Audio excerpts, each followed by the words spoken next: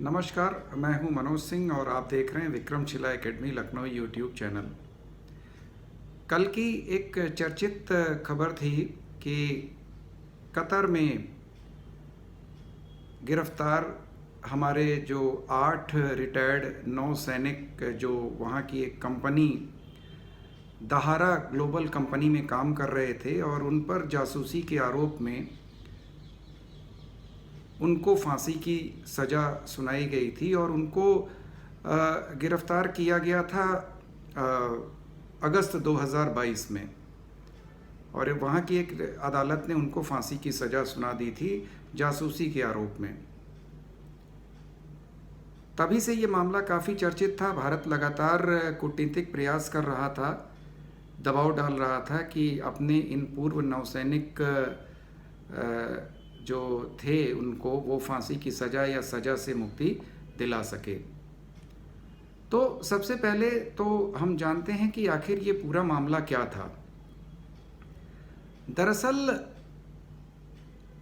Qatar की एक company है दहारा ग्लोबल कंपनी। बेसिकली ये कतर की जो नौसेना है या जो सेना है उसको ये ट्रेनिंग देने का काम करती है। स्पेशली नौसेना को ट्रेनिंग देने का काम करती है और इस ट्रेनिंग को देने के लिए इसने अपने यहाँ तमाम पूर्व नौसैनिकों को भर्ती कर रखा था। चूँकि भारतीय नौसेना भी एक काफ़ी ट्रेंड और अनुभवी नौसेना है, तो इस कंपनी में हमारे देश के लगभग 75 भारतीय नागरिक भी कर्मचारी थे, जिसमें अधिकतर नौसैनिक थे। और वो लोग कतर की नौसेना को ट्रेनिंग देने का काम करते थे या जो भी प्रोग्राम से उनके वो ट्रेनिंग देने का काम करते थे।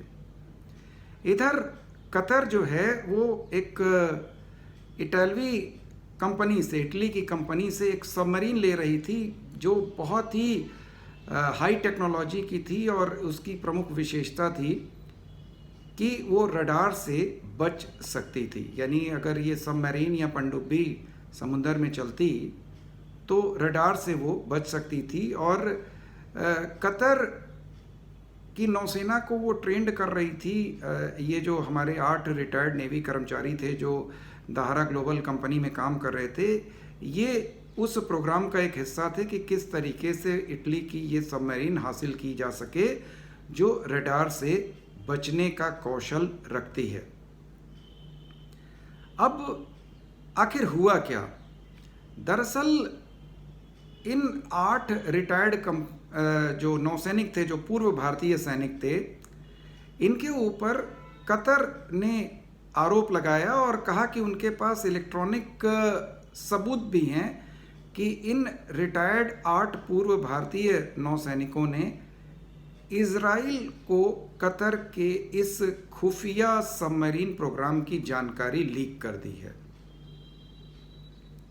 गंभीर आरोप था ये, और इस आरोप के आधार पर ही फाइनली जो ये दहारा ग्लोबल कंपनी थी उसको बंद भी करना पड़ा। 31 मई 2022 को ये बंद हो गई और उसी के बाद से ये विवाद शुरू हुआ।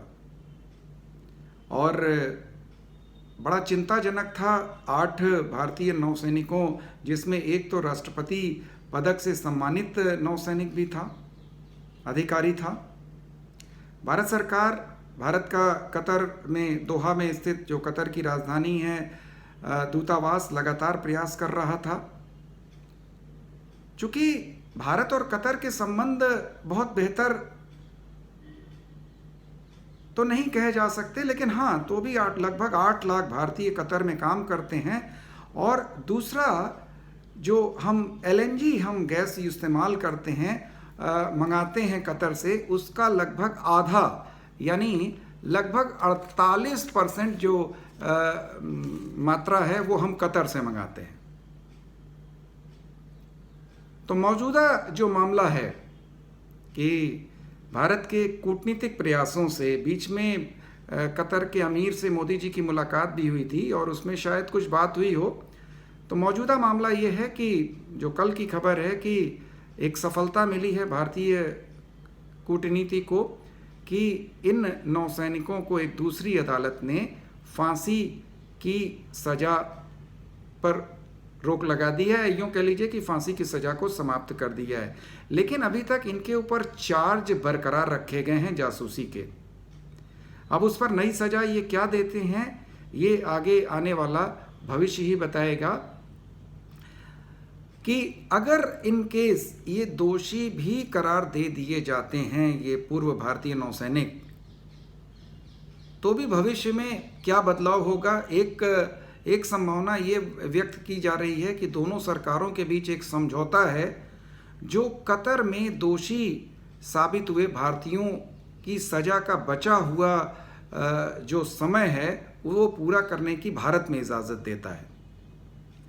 यानी इन केस ऑन पेपर या सबूतों के आधार पर अगर ये पूर्व सैनिक दोषी भी करार दे दिए जाते हैं, अगर इनकी सज़ा कतर नहीं भी माफ़ करता है, तो भी हमारे और कतर के बीच एक समझौता है कि इन पूर्व भारतीय नौसैनिकों की बची हुई सज़ा को वो भारत में आ करके या भारत को डिपोर्ट कर सकते हैं, भारत में उनकी सज़ा को काटा जा सकता है।